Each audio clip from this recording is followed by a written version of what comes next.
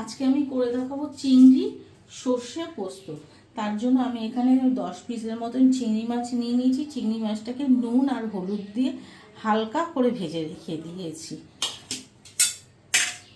আর সর্ষে পোস্ত রান্না করার জন্য চিকেনটা এখানে 2 চামচ আদা বাটা নিয়েছি, আদা রসুন বাটা, একটা শুকনো লঙ্কাকে টুকরো করে নিয়েছি, একটা তেজপাতা, 2টো এলাচকে ফাটিয়ে নিয়েছি, 2টো দারচিনি আর 1 চামচের মতন কালো জিরা নিয়েছি, এটা ফোড়নের জন্য।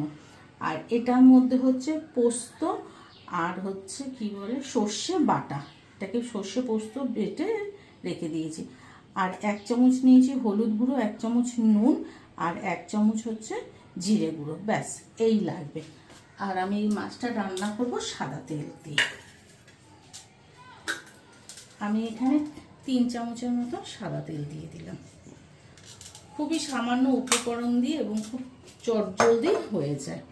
আমার যেহেতু কড়াইটা আগেই বসানো ছিল, এই জন্য আমি তেলটা দিয়ে দিলাম। তেলটা দেওয়ার সঙ্গে সঙ্গে মোটামুটি তেলটা একটু গরম হয়ে যায়, একটু গরম হয়ে যায়। গরম হয়ে গেলে আমি ফোড়নটা দিয়ে দেবো। তেলটা আমার পুরোপুরি ভালোভাবে গরম হয়ে গেছে। এবার আমি গ্যাসটা কমিয়ে দিলাম। এবার যে ফোড়নটা রেখেছি এই ফোড়নটা এবার দিয়ে দিলাম। ফোড়নটাকে একটু 1 মিনিটের মতো নাড়াচাড়া করে নেব। আমার ফোড়নটা নাড়াচাড়া করা হয়ে গেছে। এবার গ্যাসটা কমিয়ে যে গুঁড়ো মশলাটা রেখেছি আমি আগে এই গুঁড়ো মশলাটা একটু দিয়ে দেবো। এবার গুঁড়ো মশলাটা দিয়ে 1 মিনিটের মতন একটু ভাজা ভাজা করে যেটা সর্ষে পোস্তটা ভেজে রেখে দিয়েছিলাম আমি এবার এটা দিয়ে দিলাম।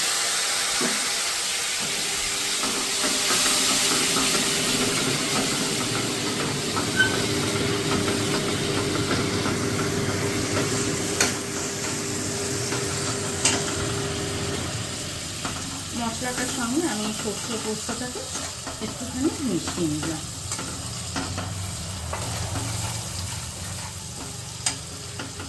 এবার যে 2 চামচ আদা রসুন বাটাটা রেখেছিলাম এটাও আমি এবার দিয়ে দিচ্ছি।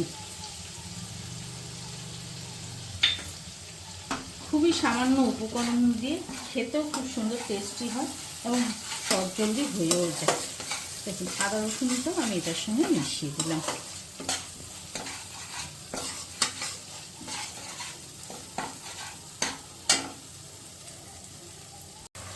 দেখুন আমার মশলাটা খুব সুন্দর কষা হয়ে গেছে এবং পুরোপুরি তেল ছাড়তেও শুরু করে দিয়েছে। একটু কাট করে রেখে দিলাম, পুরোপুরি তেল ছাড়তে শুরু করে দিয়েছে। একটু নাড়িয়ে নিলাম। এবার আমি চিংড়ি মাছটা দিয়ে দিলাম। খুবই সিম্পল এবং খুব তাড়াতাড়িও হয়ে যায়, খেতেও দুর্দান্ত লাগে। এটার মধ্যে আমি কোনো রকম জল টল কিচ্ছু দিইনি, আর জল আলাদা করে এক্সট্রা করে দেবও না। এই যে 1 চামচের মতন চিনি রেখেছি, চিনিটাও আমি এটার মধ্যে দিয়ে দিলাম। দেখুন আমার পোস্ত চিংড়ি কত সুন্দরভাবে রেডি হয়ে গেছে।